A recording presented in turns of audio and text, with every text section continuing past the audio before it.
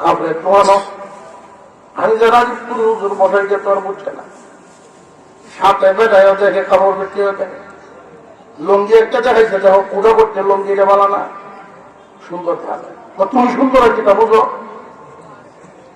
এক দমক খায়া পুরা 20-25 মিনিট যা যত করা আছে সাউন্ড করলো না। আমি মনে মনে কই ভাইরে তোর এত সুন্দর বডি দেহা জিন্দা লাশ, ইলাস মনে মনে খুব যন্ত্রণায় ভুগে তারা সংসারের বেডি মাতবর যারা জানিয়া রাখবেন, খুব সাবধান, খুব সাবধান।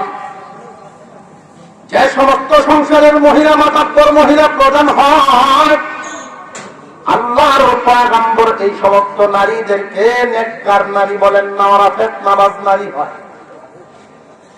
বেশিরভাগ নারীরা ফিতনাবাজ কেন জানেননি? এরা স্বামীর কথায় যারা চলে না, স্বামীরে যাদের কথায় চালাইতে চায় এদের আওয়াজ বড় হয়, নারীদের গলার আওয়াজ বড় হয়। সংসারের কর্তা যারা হয় উঁচা আওয়াজে কথা বলবে, মাতাব্বরের ভাব থাকবে। আল্লাহ পাক রব্বুল আলামিন মহিলাদের থেকে এই আশা করেন না নারীরা এমন হোক, এটা আল্লাহর পছন্দ না, আল্লাহ এভাবে বানান নাই। মহান আল্লাহ পাক যদি নারীদের নেতৃত্ব, নারীদের মাতাব্বরি পছন্দ করতেন, একজন হইলেও লক্ষ লক্ষ অগণিত পয়গম্বর যে আল্লাহ পাঠাইছেন, একজন হইলেও নারী পাঠাইতেন।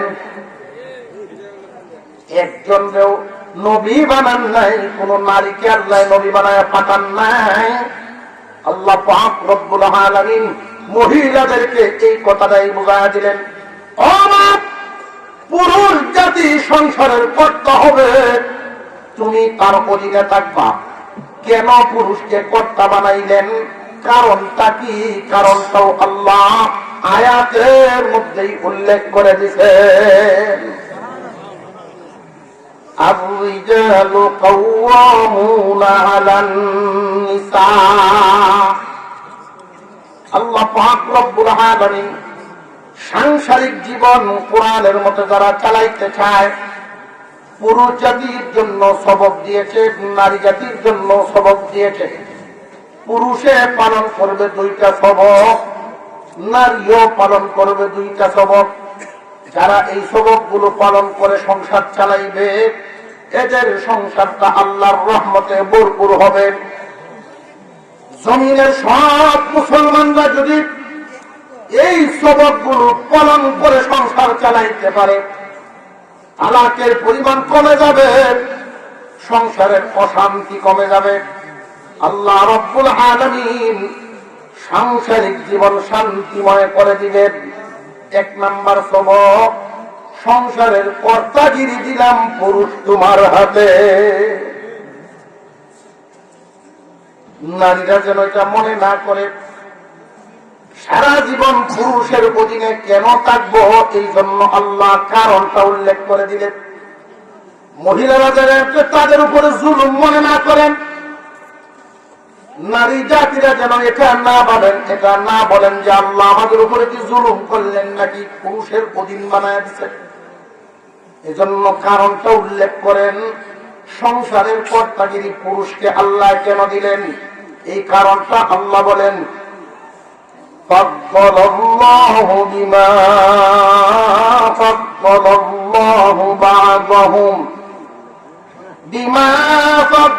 الله بعضهم على بعض। পুরুষ জাতিকে কর্তাগিরি দিলাম, এর 1 নাম্বার কারণ, পুরুষকে নারীর চাইতে মর্যাদা বেশি দিছি। নারীর চাইতে পুরুষের মর্যাদা সম্মান আল্লাহ বাড়ায় দিচ্ছেন, শক্তি বাড়ায় দিচ্ছেন, ক্ষমতা বাড়ায় দিচ্ছেন, মর্যাদা ফজিলত বাড়ায় দিলেন। আপনারা মনে করতে পারেন ফজিলত কেমনে বাড়াইলেন? লক্ষ্য করে দেখেন, শক্তির দিক থেকেও নারীর চাইতে পুরুষের শক্তি কম না বেশি? শক্তির দিক থেকেও নারীর চাইতে পুরুষের শক্তি বেশি। কারোর মনে আসতে পারে, হুজুর আমরা অমুক ফারাত দেখছি, এক ভাইয়ে বিয়া করছেন, বউ বড় ভাই, শুধু প্রশ্ন করতে পারে না। আল্লাহ পাক রব্বুল আলামিন বলেন, দুনিয়ার মানুষ বিচার এইভাবে না, আত্মরের উপরে মাসালা।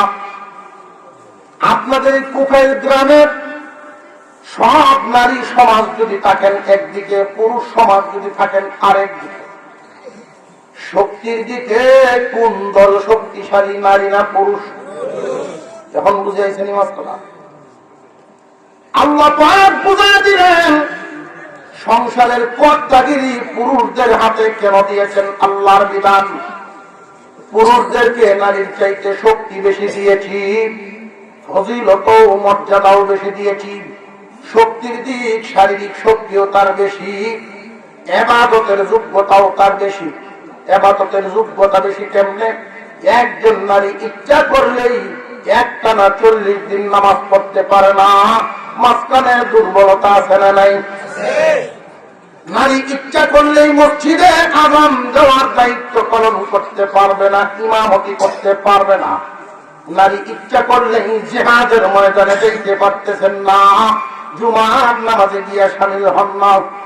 খুব ভালো করে জানবেন, নারীদেরকে আল্লাহ পাক ফজিলত দিয়েছেন, ইবাদতের যোগ্যতা পুরুষের বেশি, শারীরিক শক্তিও পুরুষের বেশি, ইবাদতের যোগ্যতাও পুরুষের বেশি। আল্লাহ পাক এই জন্য বলেন, বিমা ফাদ্দালাল্লাহু বা'দাহুম আলা বা'দ। ও দুনিয়ার পুরুষ, তোমাদেরকে সংসারের কর্তাগিরি দিলাম। সংসারের মাতাব্বরি দিয়েছেন কে? আল্লাহ পাক একটা পরিবারের মাতাব্বর বানিয়েছেন পুরুষ জাতিকে। এক নাম্বার কারণটা বলেছেন, পুরুষ জাতির মর্যাদা বাড়াইছেন, মর্যাদাবান করছেন এই জন্য। 2 নাম্বার, ওয়াবিমা আনফাকু মিন আমওয়ালিহিম।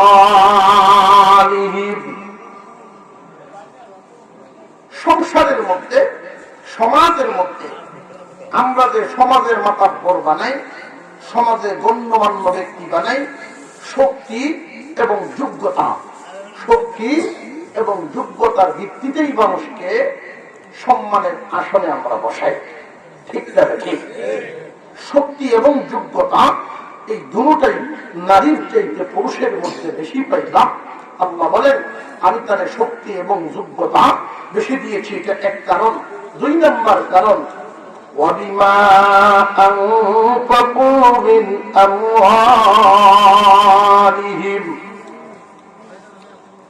সংসার পরিচালনা করতে গিয়ে যত ব্যয় এবার অর্থের খরচ হবে, খরচপাতির সম্পূর্ণ দায়িত্ব আল্লাহ পুরুষের উপরে দিয়েছে। এই বিবিকে নিয়ে যে সংসার শুরু করবা, দেনমোহর দিয়া তারপরে সংসার শুরু হইব। দেনমোহরের দায়িত্ব নারীর উপরে না পুরুষের উপরে? বিয়ে শাদীর যত আলতাজে বৃষ্টি, স্বর্ণ রূপা যা কিছু সাজানি বাজানি সব নারীর না, এটা পুরুষের। এই নারীকে তুমি আনবা, মহিলাকে তোমার বাড়িতে আইনা কই রাখবা, এই জায়গার ব্যবস্থাও তুমি করবা, বিছানা পাতির ব্যবস্থাও তুমি করবা, সারা বছর কি খাওয়াইবা, খানা খরচও তুমি ব্যবস্থা করবা, মহিলা রোগী হইলে ঔষধের ব্যবস্থাও তুমি করবা। একজন পুরুষ এই কাজগুলো খরচপাতি আঞ্জাম দিতে গিয়া মাঠে ঘাটে পরিশ্রম করে, ঘাম জড়ায়, কলকারখানায় চাকরি করে, এত পরিশ্রম করে, কত উপার্জন করে সংসারের খরচ বহন করে। খরচ বহন করবো যে, মাতাব্বরিও করবো সে। আল্লাহর বিধানটা কি বেইনসাফ না ইনসাফ? এখন বেটায় রুদ্রের মধ্যে চলে, ব্যবসা বাণিজ্য দিয়া কত পেরেশানি ভোগ করে, কলকারখানার চাকরি করে কত পেরেশানি ভোগ করে, পেরেশান ভোগ করে, উনি মাতাব্বরি করবা তুমি, এটা কোন যুক্তি? এই জন্য মহিলা মা বোনদেরকে আল্লাহ বুঝাই দিলেন, পুরুষ জাতিকে আল্লাহ যে সংসারের জিম্মাদারি বানালেন, জিম্মাদারি দিলেন, কর্তা বানালেন, তোমাদের উপরে জুলুম করেন নাই, আল্লাহ এটা ইনসাফের ঘোষণা দিচ্ছেন। সবক কয়টা গেল? একটা। সংসার চালাইতে গিয়া মাতা বলি কার হাতে? আরো জোরে। যেমন 2 নম্বর সবক। আরেক আয়াতের মধ্যে আল্লাহ বলেন আশিরুহুন্না বিল মারুফ, সংসারের কর্তাগিরি তোমার হাতে, কিন্তু এই সংসার চালাইতে গিয়া পরামর্শ কইর বিবির সাথে। 2 নম্বর সবক এটা। পুরুষ তুমিও ভুলবা না। আর একটা কথা যাই না রাখো, মাতা বলি পায়া ছাড়ে আবার অবমূল্যায়ন কইর না। একজন নারীকে মূল্যায়নের জায়গায় রাখবা। হাওড় থেকে দানগুলো শুধু তুমি উঠান পর্যন্ত আইনা যাও, এরপরে চাঁদ মহিলারা করেনি না করে না? একটা মুরগিরে পর্যন্ত খাইতে দেয় না। এই দানগুলো উপযুক্ত করে সিদ্ধ যায়, এই দানগুলো উপযুক্ত করে রূপ লাগায় শুকায়, এই দানগুলো আবার বস্তাবন্দি করে গাড়িতে উঠায়া যায় কুটানোর জন্য। আপনি মেশিন থেকে ভাঙায় আইনে দিলেন। এই দানগুলো জারাজারি, চাউলগুলো জারাজারি করে মটকায় বলে 6 মাসের জন্য খোরাক। এই যে 6 মাসের খোরাক ব্যবস্থা করে রাখলো, মহিলা একলা খাইব না, পরিবারের সবাই খাইব।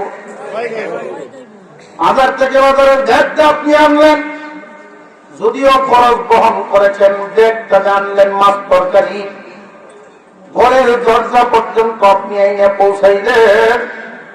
এরপরে আপনার প্লেট সাজায় আপনার সামনে দস্তরখান পর্যন্ত দেওয়া, এর মাঝখানে কত কাজ একটাও আপনি করেন নাই, সব মহিলায় করছে।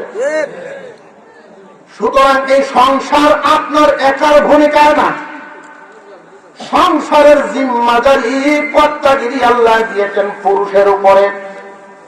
2 নম্বর সবক, পরামর্শের দায়িত্ব দিয়েছেন নারীর সাথে পরামর্শ করবা। সিদ্ধান্ত নিবা তুমি, পরামর্শ করবা তার সাথে।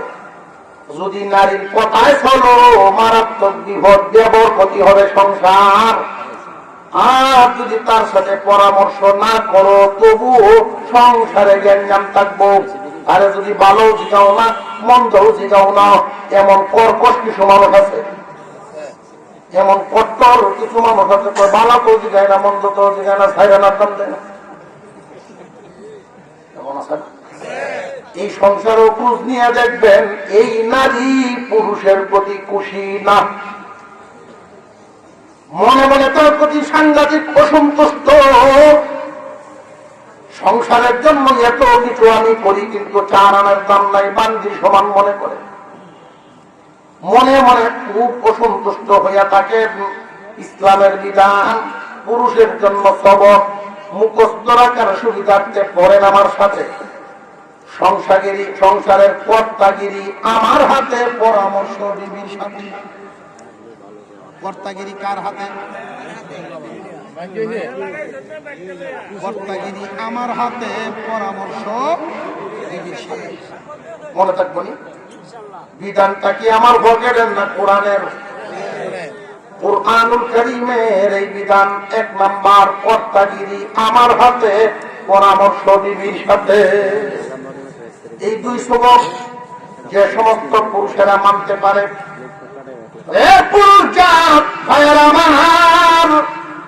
সংসারের জিম্মাদারি নিবা তুমি।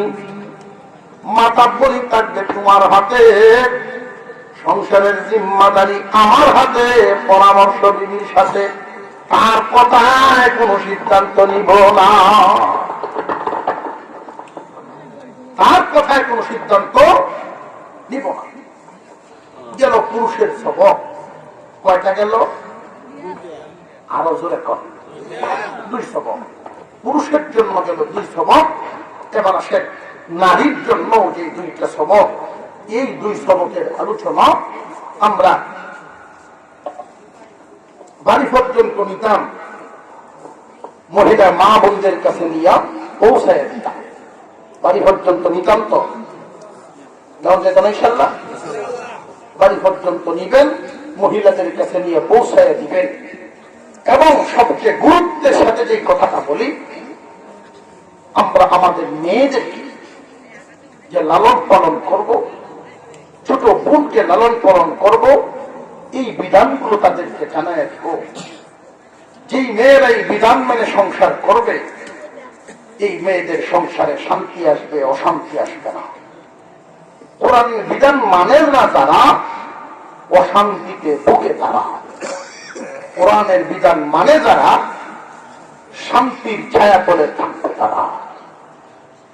আল্লাহ পাক পুরুষ জাতিকে দুই সবক দিলেন।